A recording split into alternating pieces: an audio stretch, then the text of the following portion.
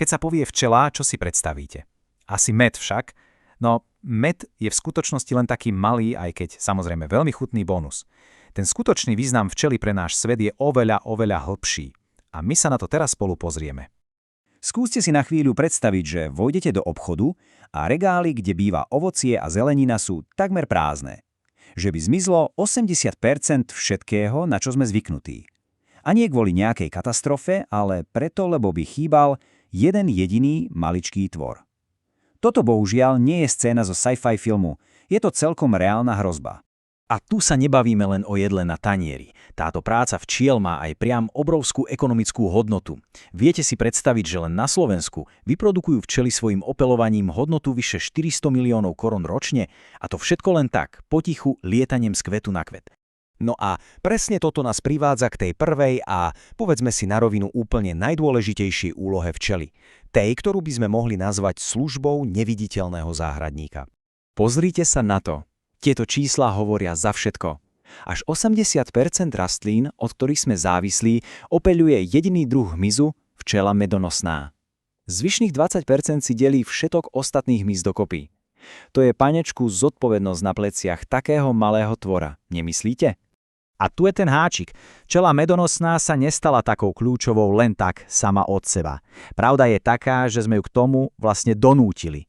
Moderné poľnohospodárstvo totiž zničilo domovy divokých opeľovačov a včely, o ktoré sa starajú včelári, museli prebrať ich prácu. Sú takou našou poslednou záchrannou sieťou. Dobre, tak poďme teraz z vonkajšieho sveta nakúknuť priamo do úľa. Pozrime sa, aké úžasné poklady v sebe táto včelia pevnosť skrýva. Predstavte si, že na to, aby ste si postavili steny vášho domu, by ste museli zjesť toľko jedla, aby ste mali energiu na odbehnutie 3 maratónov. Znie to šialene však, no presne toľko energie, koľko je v 3 kilách medu, musia včely vynaložiť na výrobu jediného kilogramu vosku. Pre ne to nie je len materiál, je to nesmierne cenná komodita. A táto vzácnosť sa samozrejme odráža aj v našom svete. Od liečivých mastí cez ochranné krémy až po rôzne priemyselné využitia. Včelí vosk je okolo nás naozaj všade, aj keď si to možno ani neuvedomujeme. A toto je ďalší zázrak včelieho sveta. Včely si totiž vyrábajú svoje vlastné prírodné antibiotikum – propolis. Je to vlastne zmes živíc, ktorou vydezinfikujú každú jednu štrbinku v úli. A výsledok? Prostredie v úli je často sterilnejšie než na operačnej sále. Je to ich dokonalý imunitný systém. Takže, pevnosť máme zabezpečenú. Ale čo poháňa všetok ten život vo vnútri? Čo je to palivo, ktoré udržuje v chode celý tento zložitý organizmus? A verte mi, nie je to len med? Včely sú nesmierne múdre. Peľ, ktorý prinesú, nedávajú priamo larvám. Oni ho najprv natlačia do buniek, pridajú med a nechajú ho skvasiť. Týmto procesom vzniká perga, alebo ak chcete, včelí chlieb. A toto je ich absolútne nenahraditeľný zdroj bielkovín. A akú silu má táto superpotrava? No, sledujte to číslo. Za necelý týždeň zväčší larva svoju hmotnosť 1300-násobne. Aby sme si to vedeli predstaviť, je to akoby ľudské bábätko za pár dní naráslo do váhy dospelého slona. To je proste sila prírody v akcii. A teraz prichádza asi to najfascinujúcejšie zo všetkého. Zoberte si 2 úplne úplne identické vajíčka.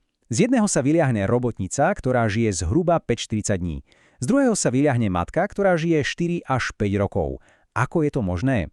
Ten jediný rozdiel je strava. Matka je celý život krmená výlučne materskou kašičkou a práve táto látka jej dáva dlhovekosť a neuveriteľnú plodnosť. Je to dokonalá ukážka toho, ako výživa dokáže zmeniť osud.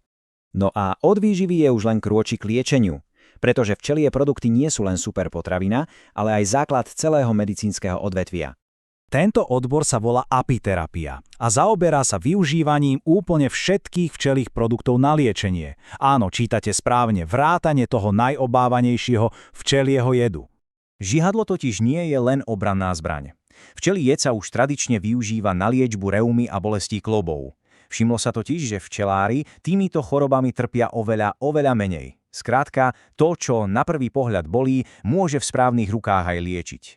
Na záver si dajme ešte zo pár praktických poznatkov a zbúrajme jeden veľmi rozšírený mýtus, aby sme lepšie pochopili svet včiel a ich produktov.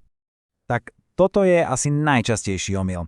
Ak vám med doma skryštalizuje alebo teda cukronatie, nevyhadzujte ho. To neznamená, že je pokazený alebo že v ňom je pridaný cukor. Práve naopak.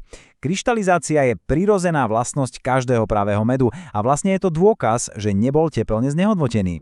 Starostlivosť o včely ale nie je len o získávaní ich produktov. Je to aj o spojení s prírodou, o pokoji.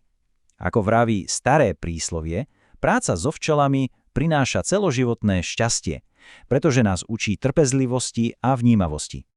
Takže keď na budúce uvidíte niekde poletovať včelu, spomeňte si na toto všetko. Nepozerajte sa na ňu len ako na tvora, ktorý nám dáva med. Pozerajte sa na ňu ako na neviditeľného záhradníka, geniálneho architekta a lekárnika. Ako na bytosť, ktorá v konečnom dôsledku umožňuje, aby svet okolo nás vôbec mohol kvitnúť a prinášať plody.